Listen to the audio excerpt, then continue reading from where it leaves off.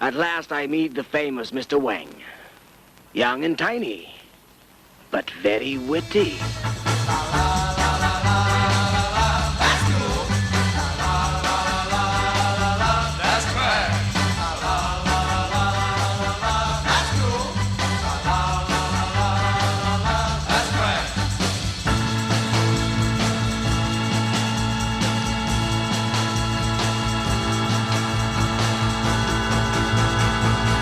That's trash. Hello, and welcome to That's Cool, That's Trash, the podcast where we watch a psychotronic movie online, then get together on Skype to break down the crazy. I'm Matt Howell, and I'm joined today by a good friend of mine, Rolito. Say hi, Ro. Hi. And another friend of mine, Gordon. Say hi, Gordie. Oh, so cool that you called me Gordon. I knew that was going to come up. Yeah, Gordie Adams. Hey, how's it going? Good. Thank you both for being on here, and you guys are both returning guests. Ro, I think you were on before Gordie was. What movie did we talk about together? The previous movie? Mm-hmm.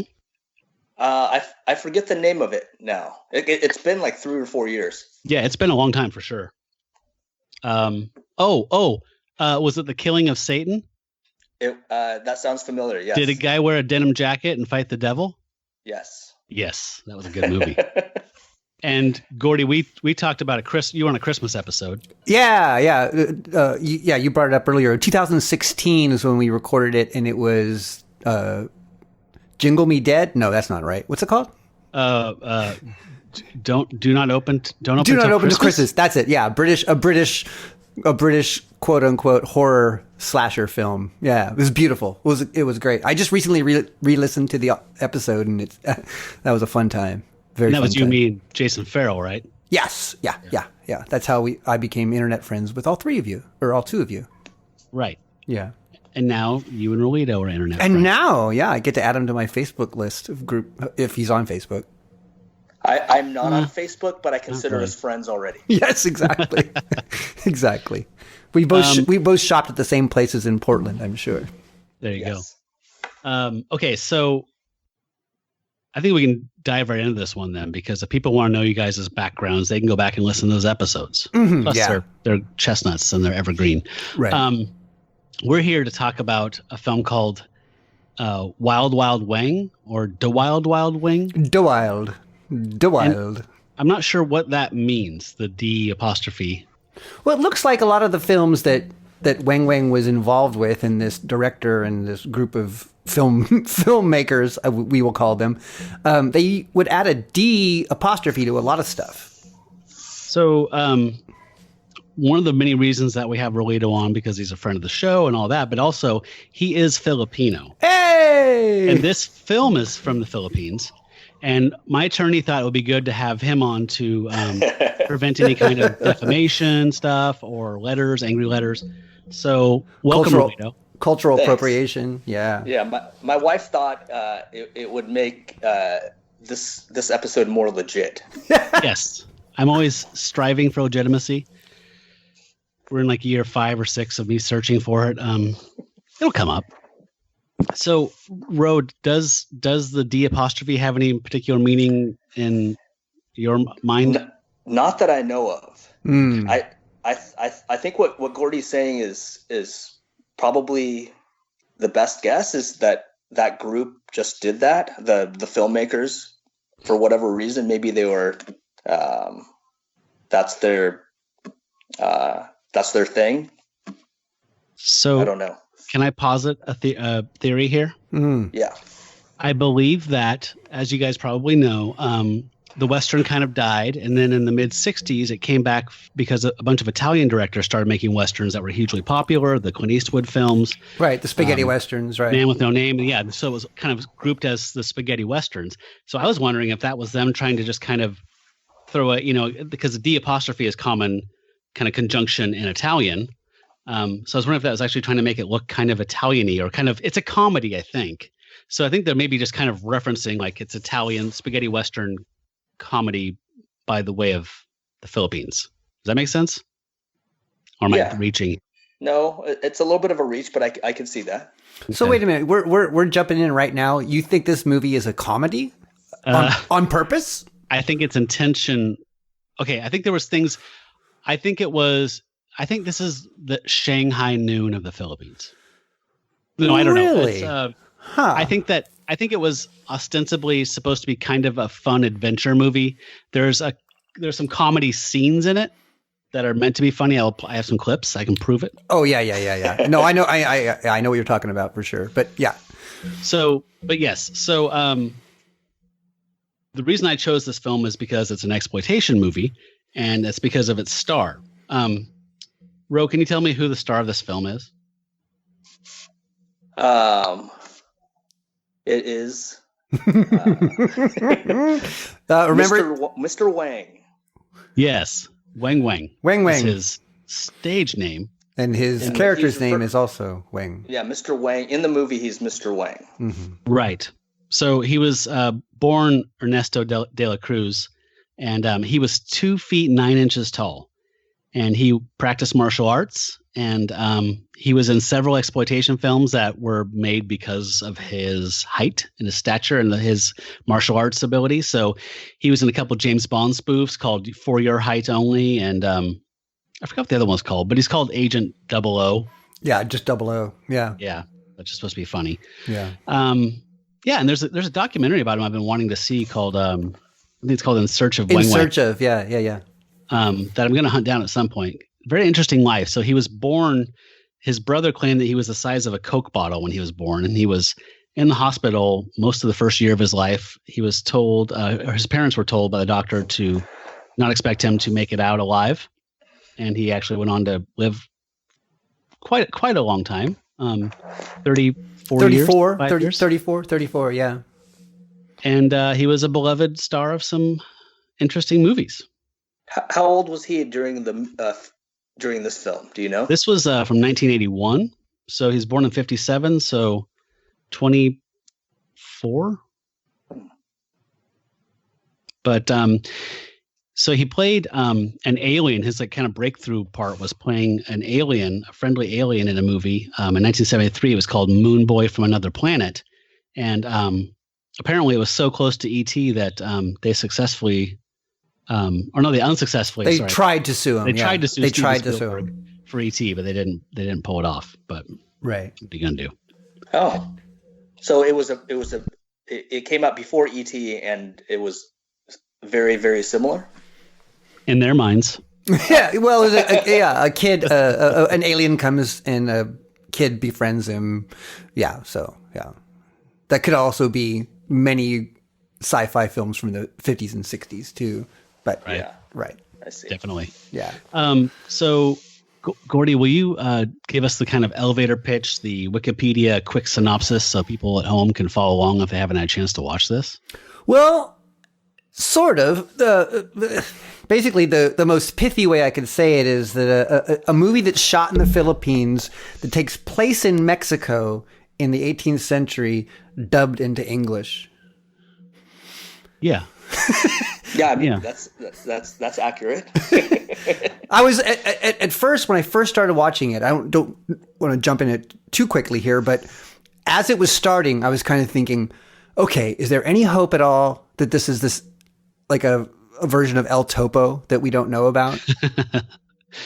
You know, because it's like, okay, but 1982, it looks like it was made in 1974. Which, right. But I mean, we don't know what the source was for that. You know what I mean? Like, I find a lot of films kind of look a little, from foreign markets, look a little more beat up compared to And American date. counterpart.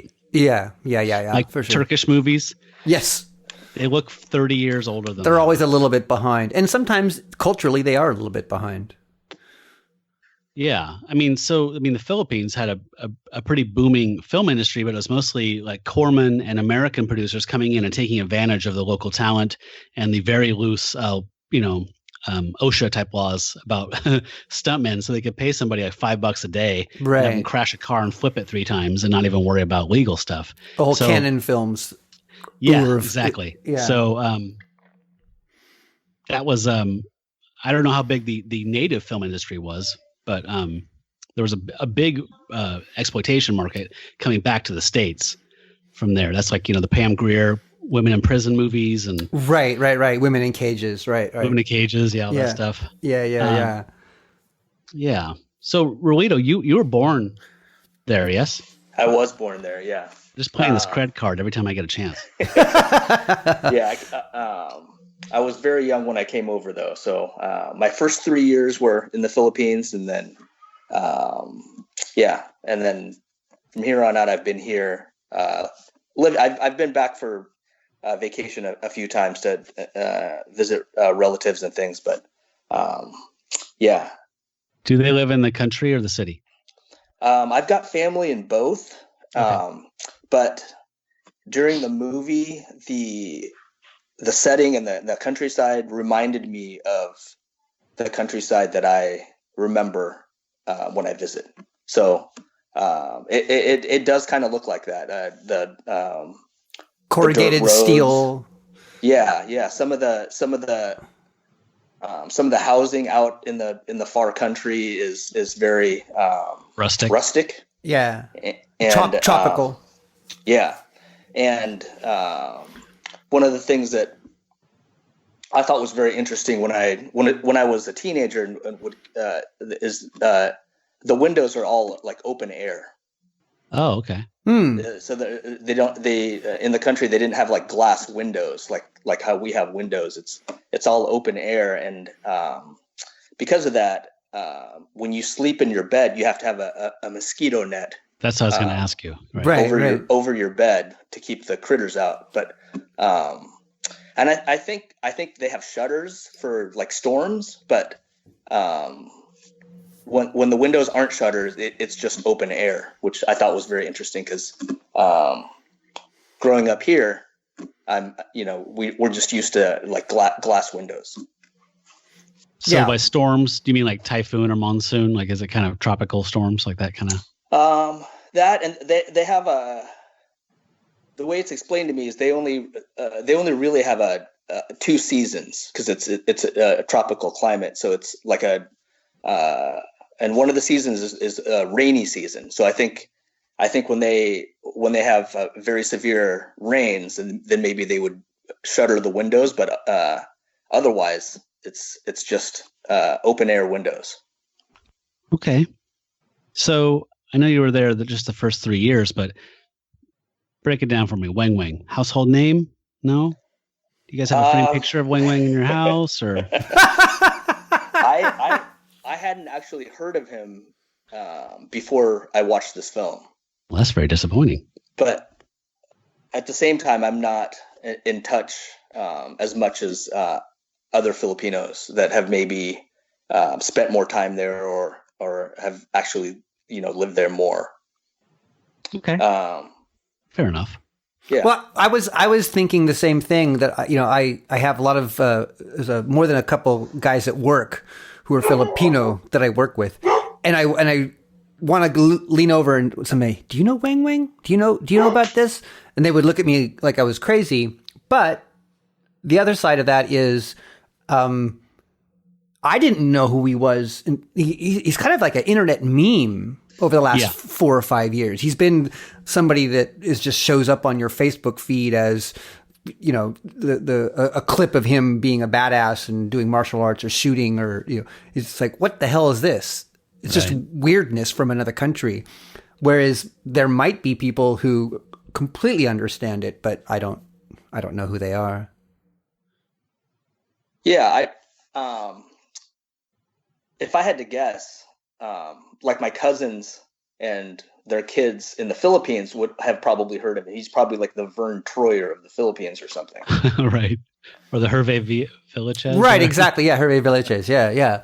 Some sort of weird niche thing. Yeah. So if you're in the Philippines, there's probably a higher likelihood that you've heard of him than like a Filipino living here in the United States. Right. We'll do a poll. I'm going to do it tomorrow morning at work. I'm going to talk to my two token Filipino friends. Okay, so we got the very broad strokes from Gordie. Ro, drill down a little bit about what is the just plot? What's going on in this movie? An evil kind of a dictator has taken over the town with his henchmen, thugs, muscle, and it seems like the government has sent Mr. Weng and I forget Gordon. Gordon and Mr. Weng to investigate the mysterious death of the former mayor of the town, and to see what's going on. Nice. Yeah, No, you got it. Yeah, that's it. So, yeah, it seemed like even in this situation in a Western, he's still kind of a secret agent, and he's paired with a very tall, muscular dude. So that's supposed to be intrinsically funny, I think. One thing that was weird to me was that this is musically and trope wise very much a Western, but it's anachronistically a Western because there's a Jeep and other stuff in it. So it's modern. Right. Bottles, all the bottles that they're drinking out of in the bar or the communal areas, they're real, like modern bottles with labels and yeah. Yeah. So that was strange. So as you said, it was set in Mexico, but I've only been to Mexico like 3 times, but I saw 0 ninjas when I was there. Right, exactly. So, and I've been to Mexico a few times, and I didn't know that the countryside in Mexico was so similar to the countryside in the Philippines, but I could be wrong. Yeah, but and I like that the henchmen were like the racist cartoon version of like Mexicans. Like, oh yeah, for sure. Like Frito Banditos. Sombrero wearing white with the bandoliers and yeah. Yeah. Oh yeah. Once again, who's this movie made for? They're just doing That's a great question. They're just having a good time making a movie, and that's all there is to it. So this starts off like a typical Western with the, so that like Sebastian is the guy that Rolito was talking about. That's like the warlord who's just kind of taking over these towns, and they're raping the women and killing the men and just doing what they want. You can't leave. And, you can't leave. And so Mr. Weng and Gordon are coming to check it out, and they immediately come across a couple that are being harassed by some, bandits or whatever like that. And they save them, and we get to hear Mr. Weng speak for the first time. And bear in mind, he's 2'9" tall. I love the voice they chose for his dubbing voice. Oh my gosh. Thanks a lot for helping us, gentlemen. By the way, who are those bad guys? I don't know them at all. This is the first time I saw those bastards around here. I was just trying to control myself earlier. If I wasn't able to, I could have crushed them like lice. Thanks a lot to this gentleman here. He's Mr. Weng. Thanks a lot, sir. Where's the town of Santa Monica? Santa Monica? He was that guy that said, "Where's the town of Santa Monica?" He's like the deepest voice of all of the dubbing voices. I don't think it's physically possible for someone that size to have a voice that deep. Where is Santa Monica? Where is Santa Monica?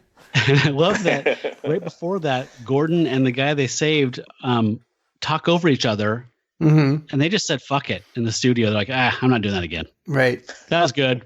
Moving on. Scene 2. It was probably right before lunch, so there's let's finish the scene, lunch. Right. And another thing that really struck me right away was there's a lot of films that you associate with their score. Like The Third Man has that very famous score that comes up through the whole thing, and it's the Greek zither music. And the Sergei Leone westerns have that very famous Morricone score, Yeah. And we get a great score here that we get introduced to right out of the gate.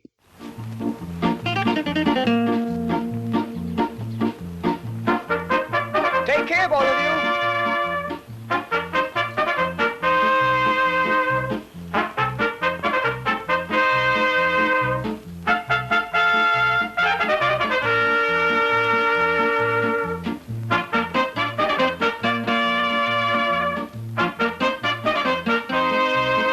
Oh, by the way, Gordie, if you tell them it's your birthday, they'll give you the deep fried ice cream for dessert for free. So I watched this with the subtitles on, which is, I think, super helpful. And so every time that the score would start, it would be in parentheses, dramatic mariachi music. Oh, okay. That's I was trying to think about what that was, but that makes sense. I didn't watch it with a closed caption, but okay. Yeah, most of the time it was dramatic mariachi. I think maybe once in a while it was romantic mariachi music, but it was always mariachi music for sure. There was one case of where is it okay if we just bounce all around because the story? Oh no, that's the only way we're going to be able to cover this. So at one point, sorry, go ahead, Gordie. No, I was saying my notes are all over the place, bouncing all over the place. They're not in sequential order. Yeah. So there's a point where they're traveling to go to Santa Monica to check this thing out, right? You're not saying it right. You're not saying it right. It's Santa Monica. Santa Monica. Monica. So they're starving and they haven't eaten for a couple of days. And at one point they sit down with some locals that they find and they're talking and Mr. Weng crawls out of Gordon's knapsack and reaches up and grabs a banana. Yeah. Right? Yeah. Listen to this music because you're right. Everything is mariachi except for this music that happens right then.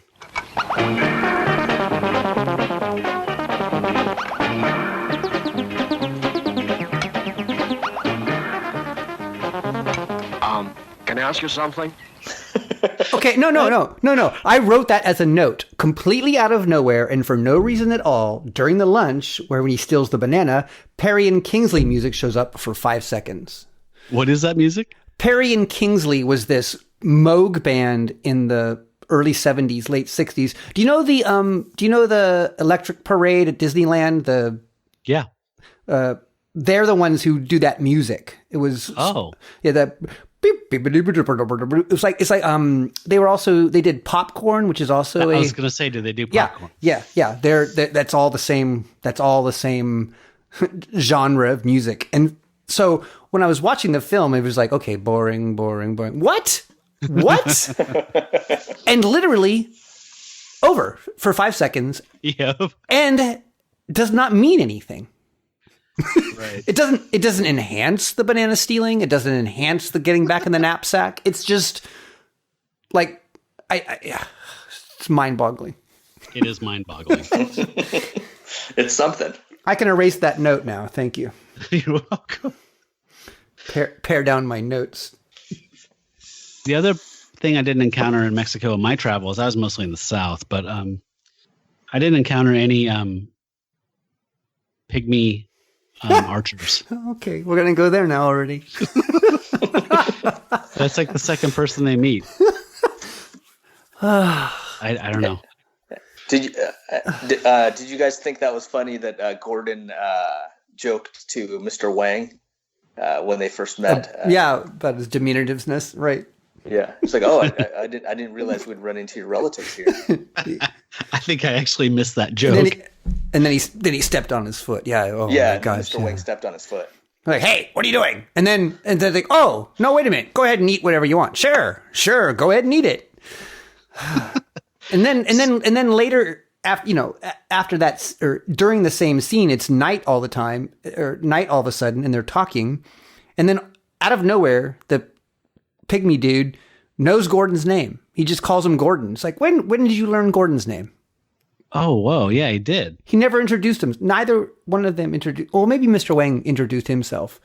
Anyway, I'm not trying to find logic in any of this, but it's just every single time. This movie should just be called Shaking My Head. I have a little bit of evidence for my claim that this is supposed to be a comedy.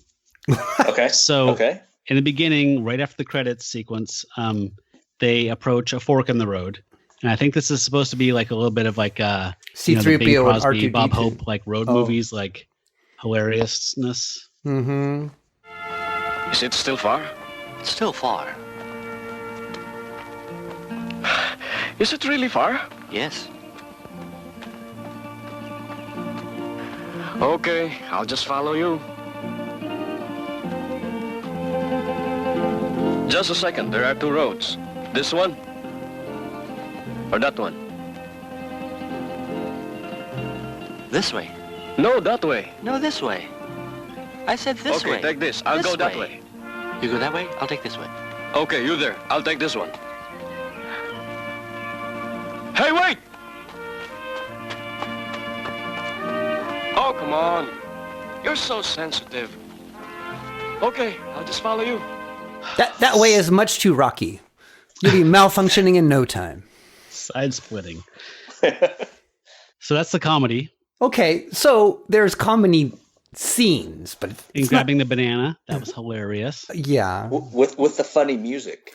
What about when He jumps up they have inside to the go- monk outfit. That's they dressed funny. up? Yeah, Gordon dressed up like a monk and rescued Mr. Weng under his robes. That's hilarious. Every single one of Lupo's lines. Yeah, we should talk about Lupo. So they encounter this gent. I have a clip here. Should we just play it? Yeah, go right straight to Sure. Lupo. Yeah. Okay. We're agents of the government, and we're sent here to investigate the mysterious death of the mayor.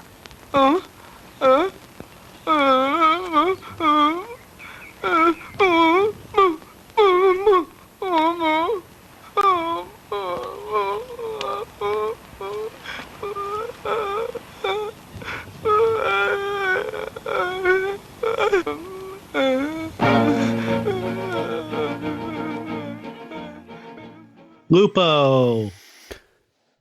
So apparently he had his tongue cut out by the bad guys, right? Yes. So right after that clip ends, it goes into a very like Tarantino-y flashback showing how the bandits came in and killed his parents. I think raped and killed his sister or whatever, and then cut his tongue out. Right. Which you can see the entire movie. Yep. They- So I really did try to muster up the wherewithal to get every audio of every time Lupo made those sounds and make a supercut and make you guys listen to it as well as the listeners at home, but I couldn't do it. yeah, you don't hate us that much. No. Yeah, there was a part of me that when you asked me to introduce the film, I was just going to do Lupo talk for like a good minute and a half and see if you. That would be pretty funny. But yeah, in retrospect, Yeah. I don't know if you guys knew this though, but this character was really popular and it was spun off into a sitcom for a bit. Actually, all three of these characters had a brief sitcom that was on for just a couple of years. I have a little bit of audio from that if you want to check it out. Oh my God.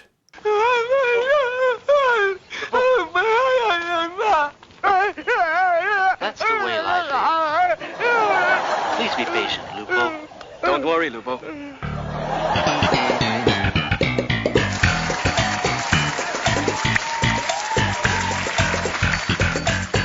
You guys remember that show? That was completely worth it. I don't know. I had something. That was completely worth it. You couldn't sit and watch the whole movie in one sitting, but you had time to make that little vignette. It took like 3 minutes. So is this a stretch? But the only other character that comes to mind when I saw this was Game of Thrones. There's a character named Hodor that can't really speak. Right. It's not quite the same, but they both, something traumatic happened to them, and then they weren't able to speak coherently afterwards. So it's a little bit of a stretch, but that's the character I thought of when I started thinking about Lupo. Well, I hope you're comfortable with knowing that you started a ball rolling, because when this episode drops, George R.R. Martin's people are going to be getting a letter from somebody, and I can't control that. Oh my goodness. So what character came first, I guess? Did George R.R. Martin, when he was writing his books, did he the character of Hodor, was that inspired by Lupo? He might have grown up in the Philippines, maybe on a base somewhere. Maybe he's an army brat. We don't know. We don't know. Yeah. We don't know. Yeah. So the other thing I thought was weird is that the aforementioned ninjas, which are referred to as samurai, have a leader. So there's like a lieutenant under Sebastian, the tyrannical warlord, and his name is Ku Manchu. So is that a stand-in for Fu Manchu? Of course. Of course. That's so weird. Of course it is. This is weird. Like Ku is a Japanese sound over a Chinese sound, but the Manchu is, I mean, it's definitely, I don't think there's any thought put into it. It's just say, let's just change one letter and no one's going to come after us. But Right. everyone will get it. The Oriental dude, as they would have said. The Asian character.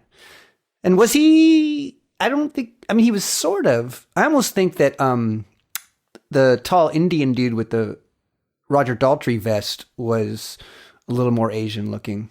Atalan? Can't remember his name. I don't remember that guy at all. The big tall guy had long hair. He had right. the bandana, and he's the one who went into the diner to get Weng Weng, I think. Right. Yeah. Oh, sorry, yes. Yeah. I forgot about that guy. He's Whatever one of the main henchmen, right? The Yeah. right-hand man. Yeah. There's Straight. like three main henchmen, really, right? Yeah, the Ted Cassidy character. Right. And you rang.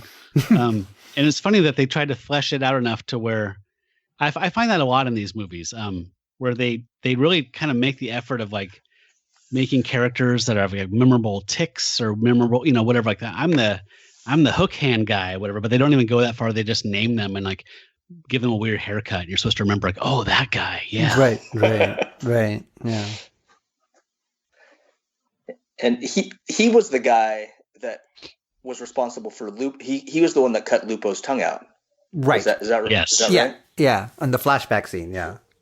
Yeah.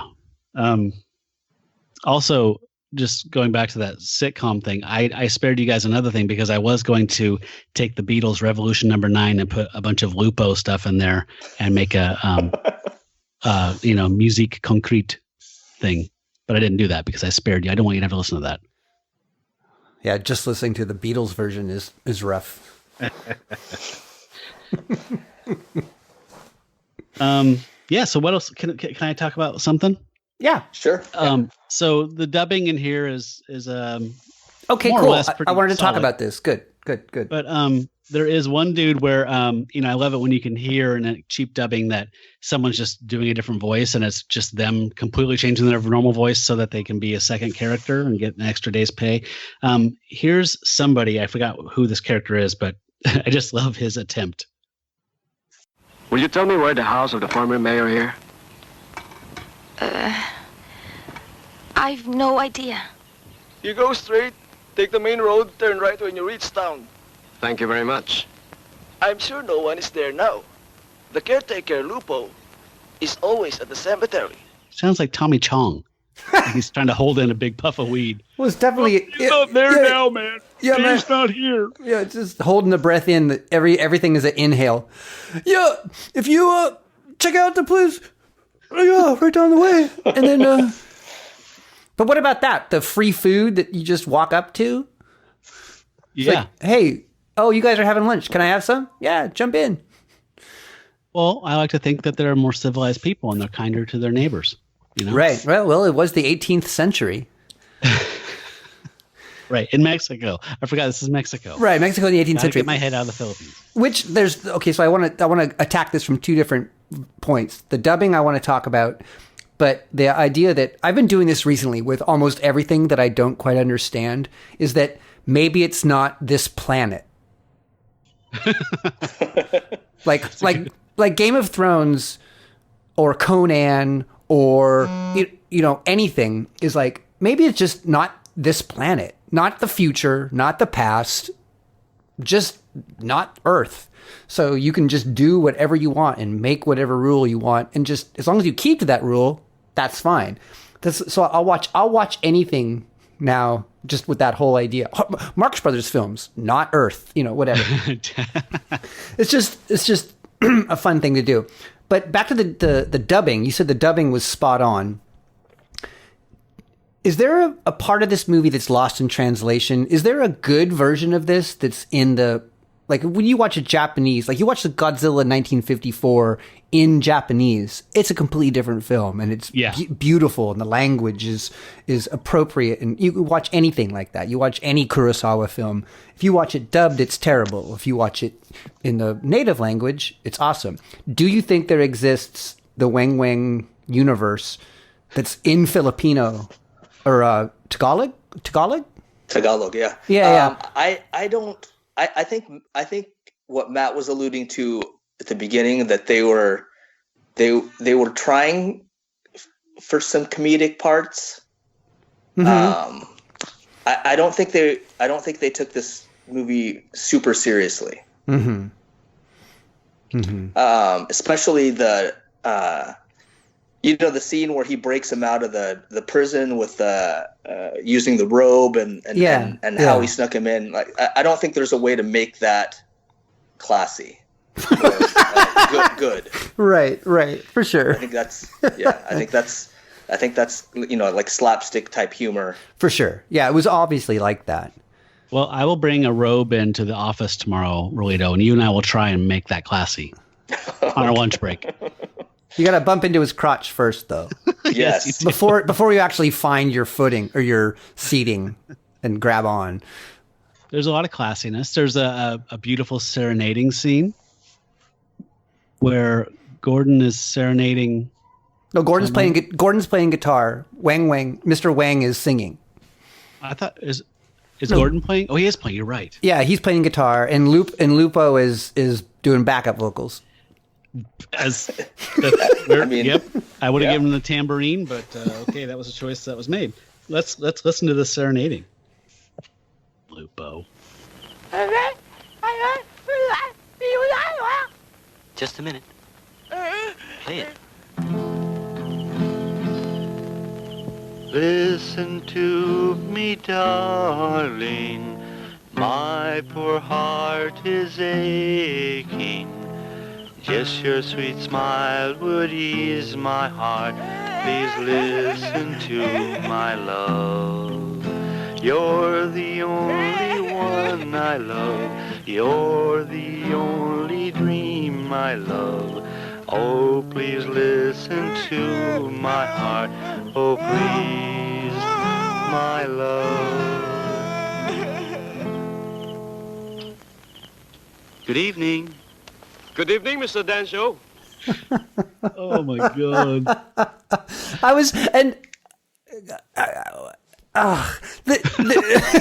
The idea that you like. Maybe we're going back to the concept of this being a comedy, because nobody would seriously have sung that and said, "Yeah, that's good. That's exactly what it would be like." Yeah. Oh my gosh. Yeah. I was like I said, I was thinking about playing that live. And I don't think I could sing that bad. I'm not the greatest singer in the world, but there's no way I could sing that bad. Yeah. I think Lupo needs to get kicked out of the band. I think he's holding them back. Yeah, maybe. You need to give, like you said, give him the tambourine. He'd be the road manager. Yeah. He knows how to fix Jeeps, so I'm sure just give him. Yeah, he does know how to fix. He could be a roadie for sure. For sure. I think it's like a Pete Best Ringo Starr scenario. I think that Lupo's pulling all the chicks, and the Paul and George or John are jealous, so they're just like, let's get rid of him and get an Ugly in. Lupo's pulling all the ladies. I don't know why he's in the band at all. Okay, let's let some more sound ideas here, because once again I said that I watched it with the subtitles on.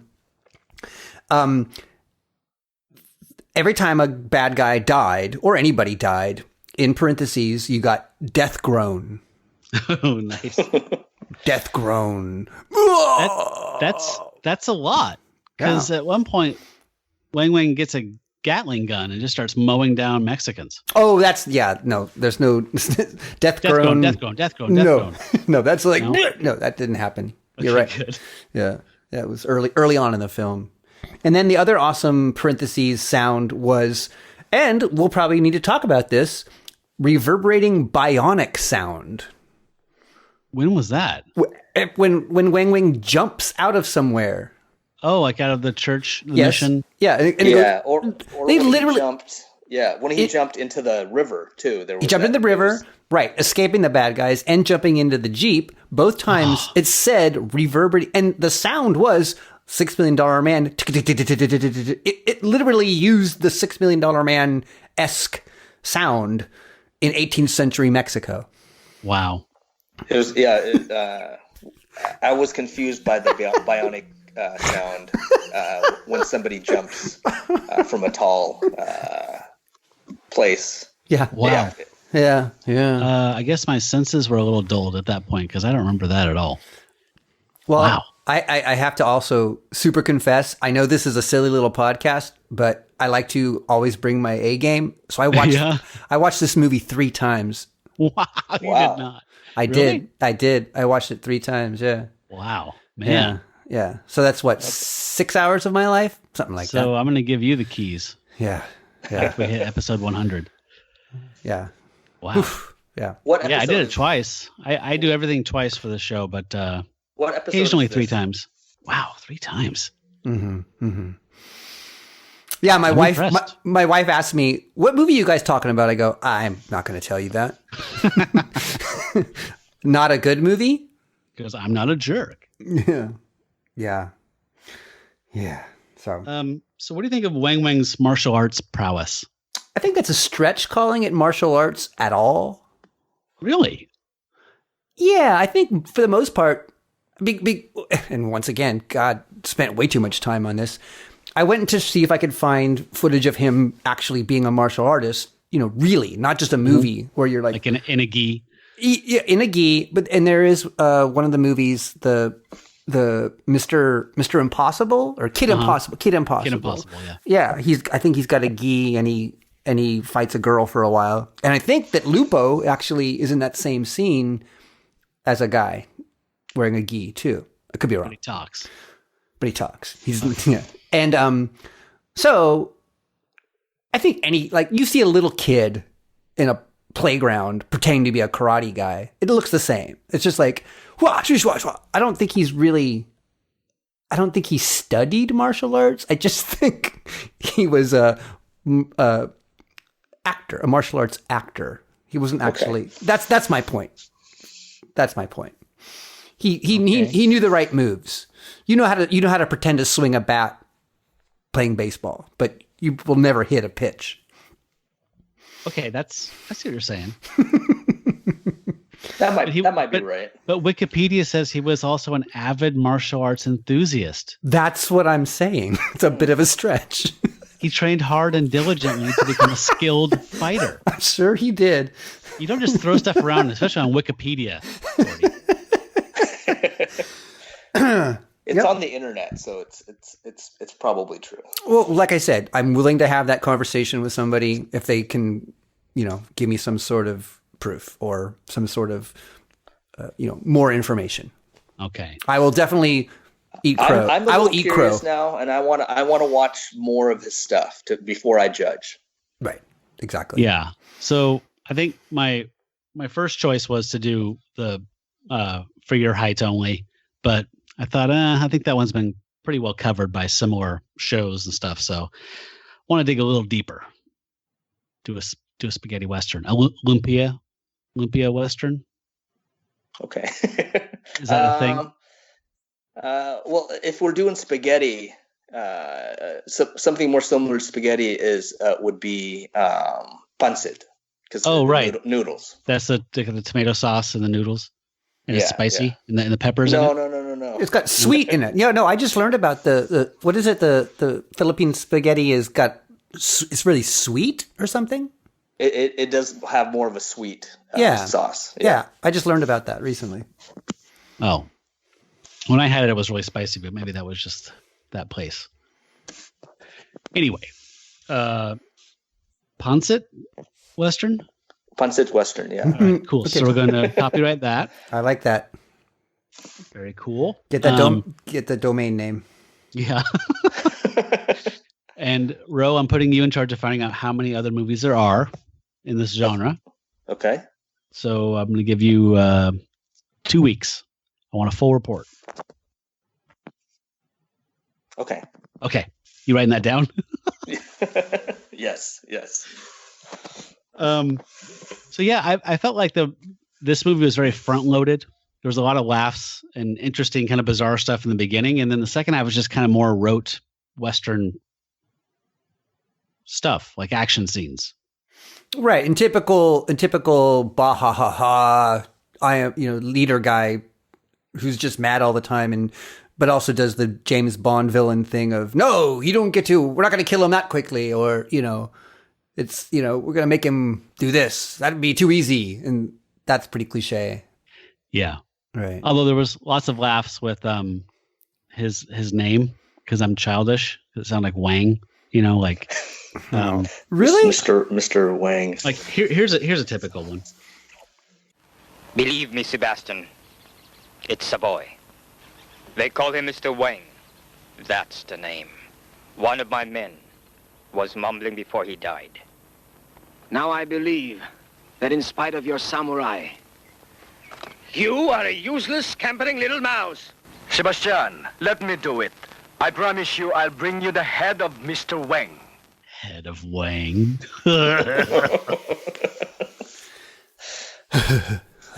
Yeah. Anyway. Yeah. Yeah, and there's some good blah ha ha. Mm-hmm. Can we play a blah ha ha? Oh, there's lots of it. Yeah.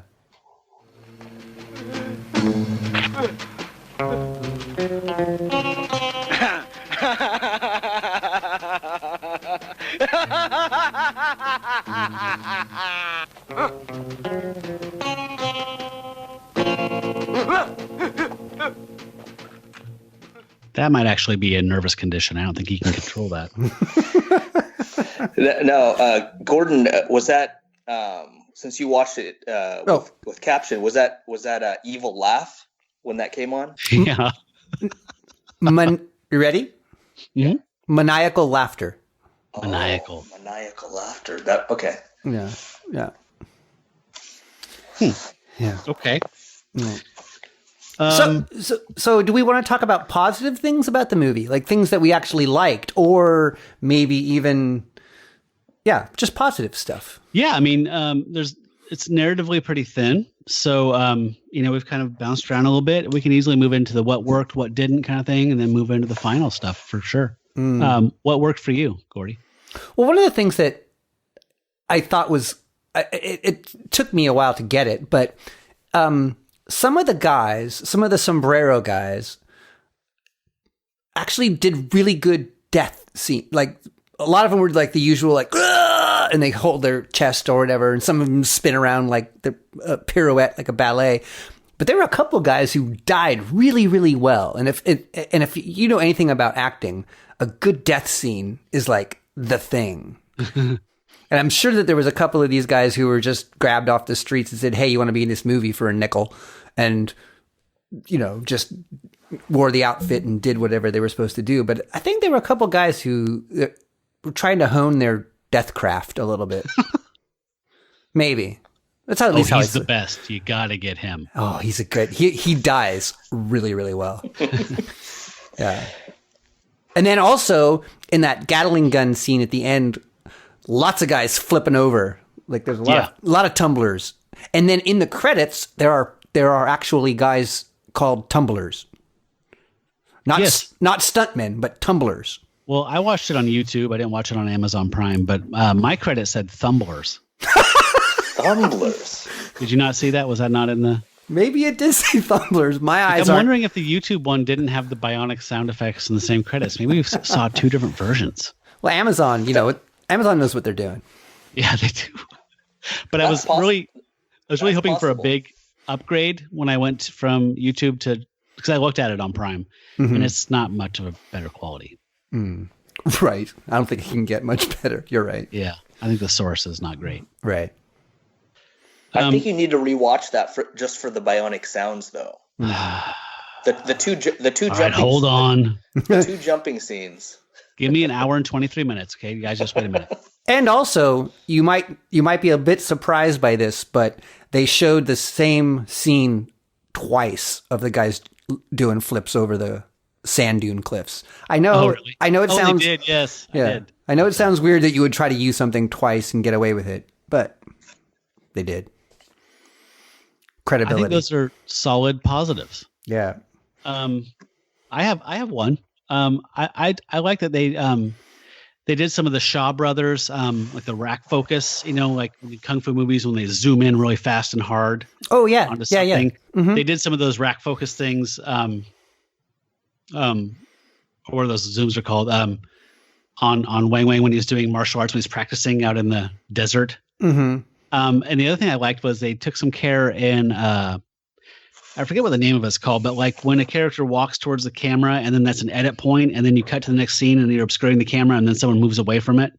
You know what I'm talking about? Like in the Hitchcock movie Rope, it seems like it's all one continuous take, but they actually would like move the camera past a bookshelf and then like you can see an edit point in the book and then they keep moving on. So like Gordon like would walk towards the camera and obscure the lens so it's dark, and then there'd be an edit point, and then it'd be in the next scene, and like one of Sebastian's like henchmen would walk away from the camera, and you'd see her in a totally different location, different scene, different time. You know what I'm talking about? Yeah, I do know what you're talking about. It's the opposite of a wipe. It's actually yeah. So they used that well, but then they kept using it to the point where it irritated me. So is it possible that there's only certain things that they do really well? And so they're like, I don't know how to do a lot of other things, but I can do this thing well. Let's do this more. I maybe somewhere in the middle of that. Yeah. Yeah. What about you, Rolito? What worked well or what didn't work well? What worked well? We're still being positive. Oh, okay. 2 positives and a negative, just like kindergarten. 2 positives and a negative. I liked 2 stars and a check. I liked that the character Gordon thought was able to think on his feet quickly, and I don't know where he got the robe. It didn't show how he obtained the robe, I don't think, but he just saw the 2 guys coming out, and then the next scene was him going in by himself. So it was clearly a Indiana Jones punch a Nazi, take his outfit, and go in. Yeah. Right. It's like off what we see off screen, in between the scenes, in between the gutters. It's on the Blu-ray. Yeah. Okay. Deleted scene. I thought that was good because he's like, how am I going to get in there? Oh, subtle. I see. Mm-hmm. I see a way. And so two positives. It doesn't have to be 2. I was just joking. Just what worked for you. But to stay positive, Rolito, do you have like good Filipino films that you grew up with that you remember that were good films, or that you can remember even seeing? Because so much of it is schlock. I remember I went to see Sinbad and the Eye of the Tiger with John Wayne's son, Patrick Wayne, in 1977, and he was in a movie called Beyond Atlantis from 1973, and they were double featured because I was young, and my mom just said, go to the theater and I'll see you in a few hours. And I saw that film, and I didn't realize that it was a Filipino film at the time, but in retrospect, I know it is. And it was just like, wow, I really just remember it being kind of a B movie. Sid Haig was in it. And John Ashley.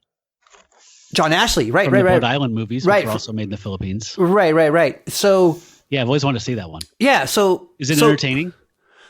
I don't know about now. I think there might be some boobies in it, but there's also ping pong ball eyeballs for the. Okay. So it's a combination thing, but the quality. I'm talking about quality, maybe over good story. That it looked like a real film, whereas this looks like. It doesn't even look like TV. It just looks like whatever. But do you remember? Yeah. So back to my original question: do you remember liking things when you were young, or even exposed to it? You know what? I wasn't. I haven't been exposed to a lot of Filipino cinema. Mm-hmm. So I can't really speak to that, but. Yeah. The few Filipino films that I've seen have been mostly like B, and this type of genre where there's comedy slapsticks. Interspersed, right? Yeah. Oh, so Beyond Atlantis was by Eddie Romero. That guy's a stud. Okay. He did several of the Blood Island. He did like 3 of the Blood Island movies. Black Mama, White Mama. Okay, yeah. So he was a women in danger guy. Yeah. Gotcha. So I think he was one of the dudes that Corman would hire to crank out B movies in the Philippines. Yeah, I really like his stuff. It's really entertaining. Right. That's great. Anybody that works with Pam Grier is okay by me. All right. Unfortunately, we have to pivot to some weaker parts of the film. What didn't work for you?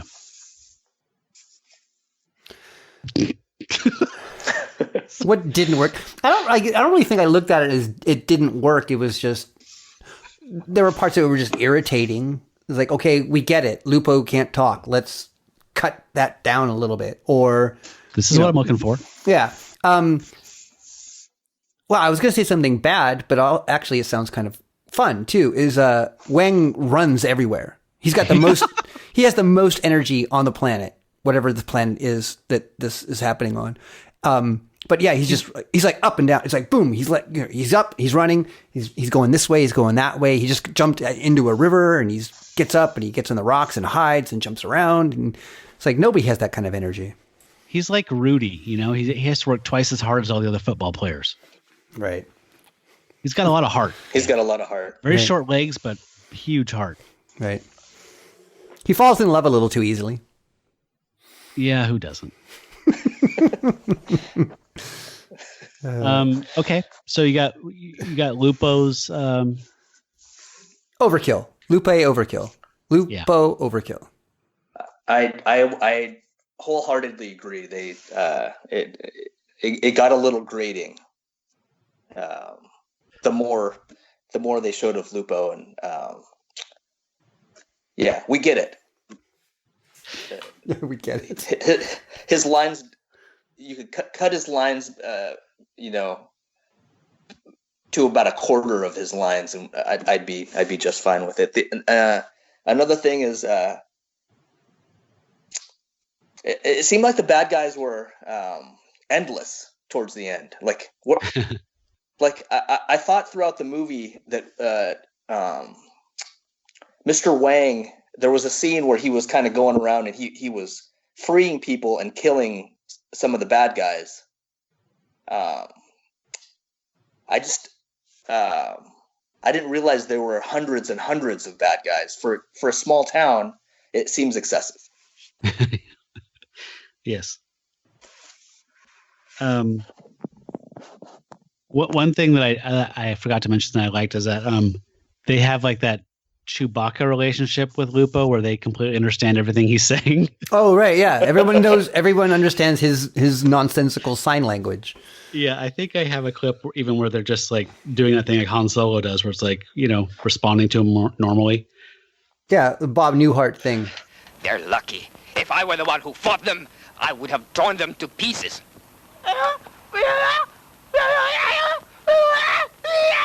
It's all true what Lupo said, Mr. Densho.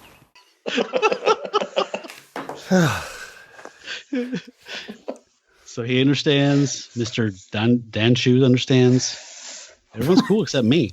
I'm in the weeds here with Lupo. Just calm down and use your words. Use your words, Lupo. Yeah, I think that my negative would definitely be a little Lupo goes a long way. Yeah. It's like Vaseline. Yes. You don't need a lot of it. Right. Agreed. So yeah, and the mariachi song became I got a little PTSD from that as well. Oh, just the background mariachi music? Yes. Yeah, because it was the same one over and over and over. Yeah. Yeah, but I was surprised they didn't actually recycle more shots, like you were saying, the guys falling off that sand cliff thing. I thought we'd see stuff like that over and over again, but they're actually pretty good about that. I gotta say, I once again, maybe Ro can answer this, but I didn't realize there were so many diminutive actors in the Philippines. Because that at the end, when all the warrior guys come out. There's like 18 little people? Well, Is okay. I mean, open casting call for. Yeah, I guess. Yeah, to me it was those were the when they do a casting call and it was the name just for some reason I'm going blank, but in Star Wars where they Jawas. Ewoks. Yeah. So it's like they did a casting. We need like the equivalent of Ewoks for this scene. You don't have to act. You're right. No, you're right. Are you 4 foot or under? Are you comfortable wearing a loincloth on film? Do you have a big tummy? Yeah. Are you familiar with a bow and arrow? Yeah. Oh man. Okay. So I think we can do final judgment. And I'm going to let Rolito go first. Rolito, I need you to tell me if this is cool or if this is trash and why. Okay, I think for an entertainment standpoint,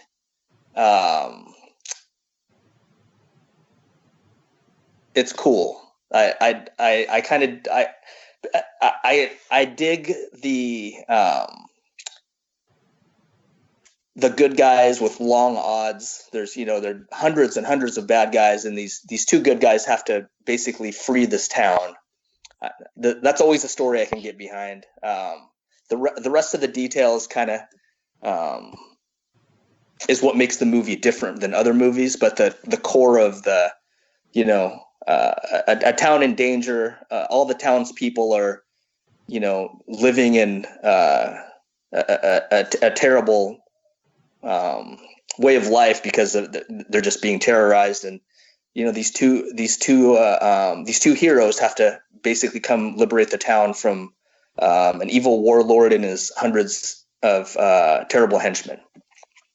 So just in that sense, I can overlook some of the Lupo overuse and some of the other things, and just kind of get behind the hero against long odds.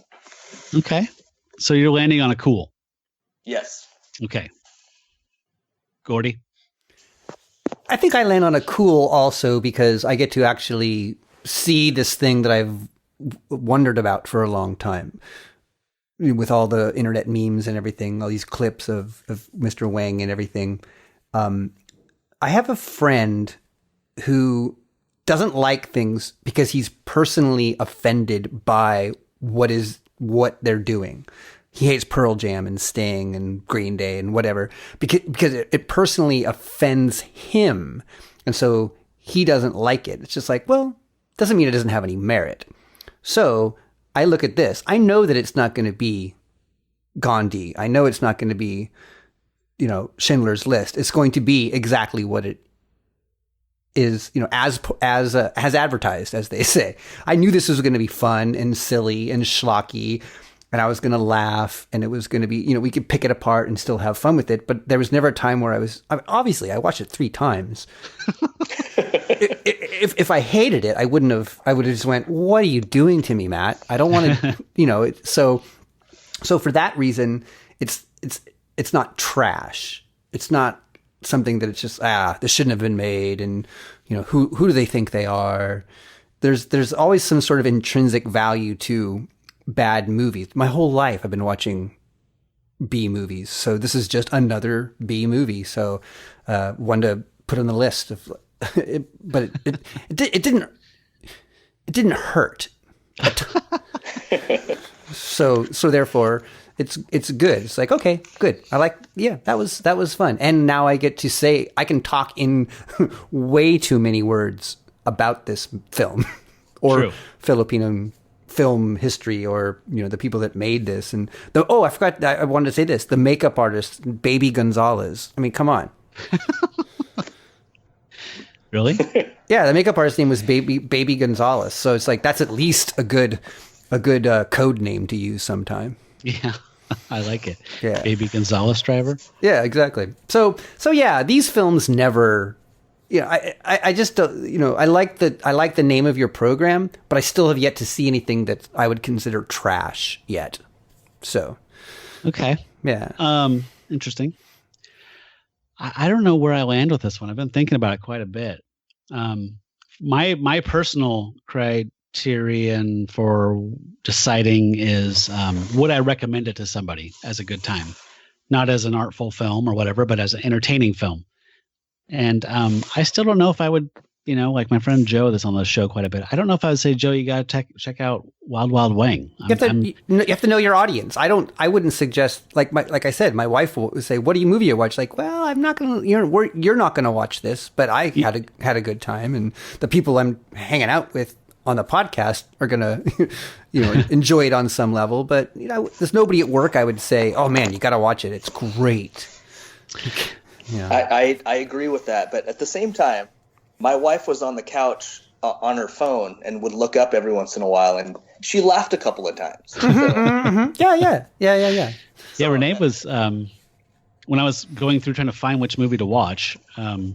We watched like the first 15 minutes of this, and our expressions on our faces were like, like we were gobsmacked. Like, well, we have to do this. I mean, but she can do that. Where once we got to Lupo, she's like, we have to do this movie, right? And then she got up and left the room. But see, she has that freedom of like, wow, this is something. I can just walk away, but I have to watch it twice. She doesn't care. So I guess I'm landing on. I'm going to give it a very tepid cool. I think Weng Weng's interesting. I think that the subgenre, or this exploitation of this young guy was worth checking out. I would be inclined to look out for Your Height Only. Like, watch out for that, and maybe see if a James Bond spoof with him is fun. But I don't think I'm going to track down his whole filmography and start a blog about him or anything.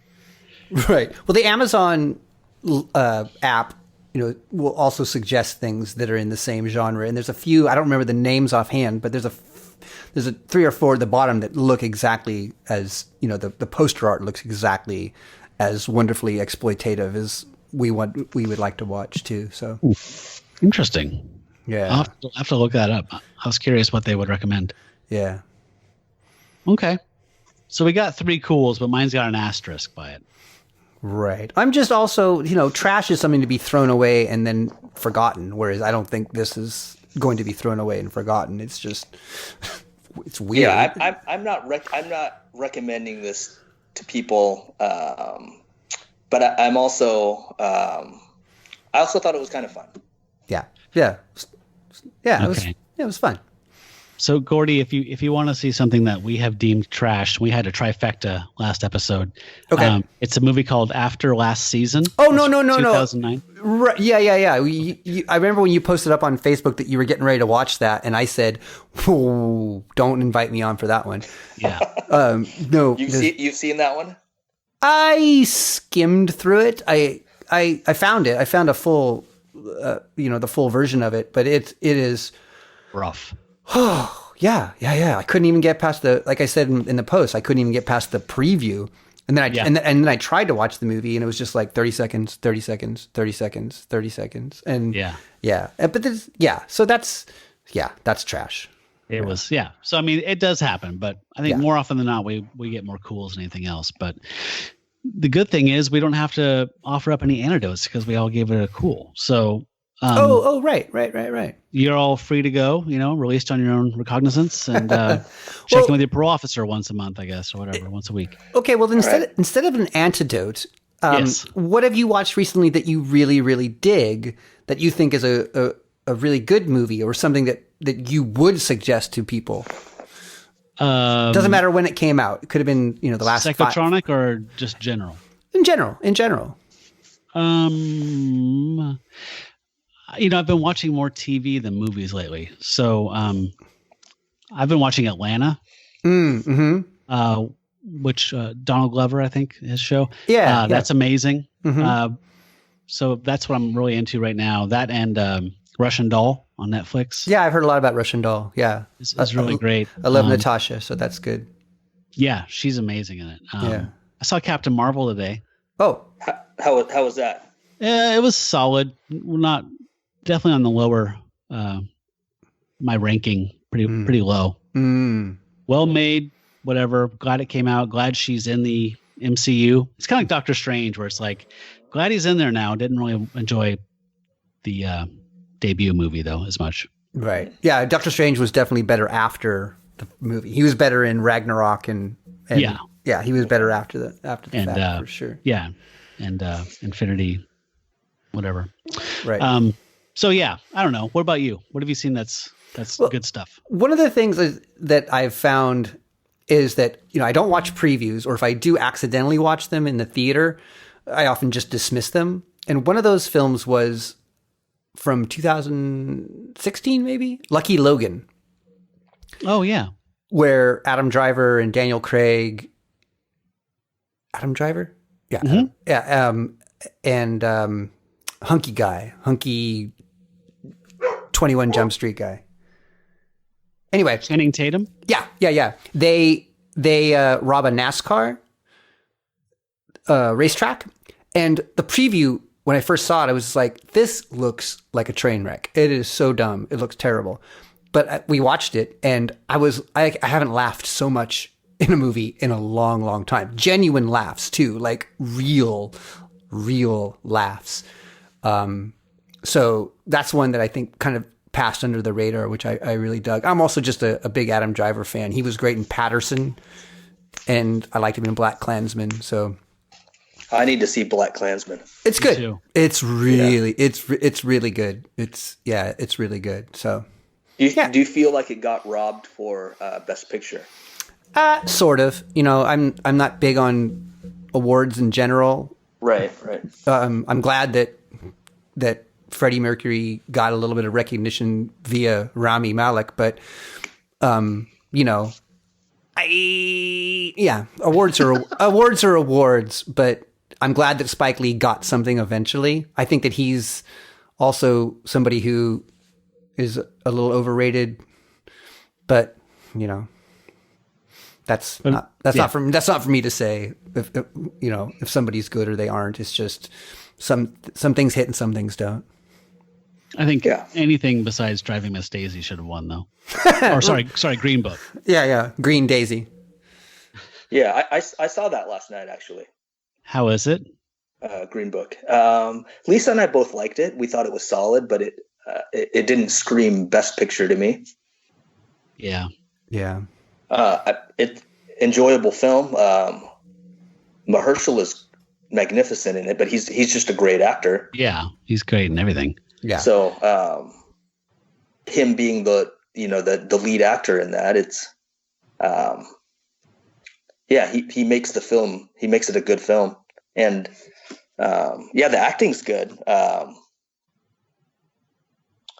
But the entirety of the film itself, I didn't walk out thinking, that's the best film this year. Right. Yeah. And it's also hard to get away from any of the controversy that might surround it on the authenticity of it, or if it told a good story, if it was believable, if it wasn't cliche, that sort of thing. The thing when we came to Bohemian Rhapsody, I'm a huge Queen fan, and I don't care that it was inaccurate. It just told a really good story to me. And so that's all I was looking for, a good story. I don't care if Rick James' song wasn't out in 1981. Right. All that. I don't care. The story was good. Yeah. The portrayals were good. The acting was good. I almost think it's based on a true story, but it's it doesn't have to be. Everything doesn't have to be true. Once again, what planet is this happening on? Right. Yeah. It's gonna be an alternate universe. Yeah, but speaking of Mahershala, I think that I'll say my recommendation would actually be True Detective season 3. Oh yeah, I want to. Yeah. Yeah, it's a lot like the movie we watched for this show, but it's set in Arkansas, and they're both of average height, and there's a lot fewer Mexicans and ninja in it. But it's exactly the same otherwise. It's period accurate. Yeah, it's not anachronistic at all. Well, this is fun. I'm glad we got a little rambly here at the end, and feel free to edit out any of that silliness. Nope. But thanks for having me, Matt. Yes, guys, thanks for being on, and thanks for putting up with this movie. Yeah, and I'm down for anything. If I got through this, then anytime you need a new guest, I always have my evenings, and I'm not really doing anything podcast wise nowadays. I noticed that. Yeah, yeah. So it's the formula I was doing just kind of got a little tepid for me, and I wasn't into it. Whereas this, movies, monsters, and music. All that kind of stuff is all combined, and I can't do a podcast just about music. So I'd rather do something that's, warms my heart. And that's crappy movies do that. Nice. Well, okay, I'm going to take your word for that, and I'll be letting you know when I need a guest. Yeah. Anytime. So as I've been kind of announcing slowly, but I'm going to be retiring the show after the 100th episode. So we're kind of moving into the final quote unquote season. So I am booking up those episodes, so I will keep you in mind. And if I have a movie that I think that would fit you well, I will let you know. Same goes for you, Ro. Okay, thanks. Nice meeting you, Gordie. Nice meeting you, too. It's cool. We all got along fabulously. All right, you guys, thanks a lot for being on. For That's Cool, That's Trash, I'm Matt Howell. I'm Gordie Adams. I'm Rolito Galagate. And you folks out there, stay trashy.